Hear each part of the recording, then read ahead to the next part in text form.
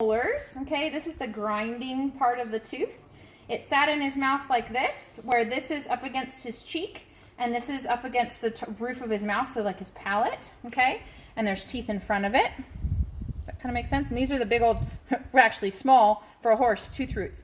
In a younger horse, the tooth roots can be about this big. It's crazy. So his are very, very small. And when I took the dental float and I was floating this part of the tooth, like we do, this whole tooth went wiggle, wiggle, wiggle, wiggle, wiggle, wiggle, wiggle. And that's how I knew it had to come out. So we worked on it and finally got it to come out of his mouth. But these don't go up into his sinuses like they do when they're younger horses. So we have much less concern about a sinus infection.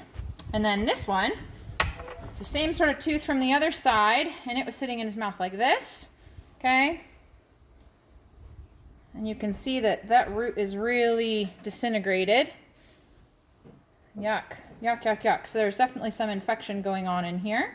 Okay, and we were wiggling it. Same sort of thing when I went to float it with the dental float. It went wiggle, wiggle, wiggle, wiggle, wiggle. And so that's why we decided to pull this one. And you can see it's just, it's not doing anything. It's just, it keeps wiggling and poking him in the gum, and that hurts. And that's one of the reasons why he might be a little sore when he eats and has lower weight. And then there's these little teeth. They're kind of funny. These are from his first little premolars on the bottom of his mouth. So the other two were from the top part of his teeth. These are from the bottom. Okay, and all of these are actually, the tooth used to be that size, but that's what's left of them. They're all just little nubbins, and so those can be really owie. Same sort of thing. Those are kind of cracked and broken and really abnormal teeth, and they were just sitting in his teeth kind of like this, like right up against the gum line, so they weren't actually sticking out.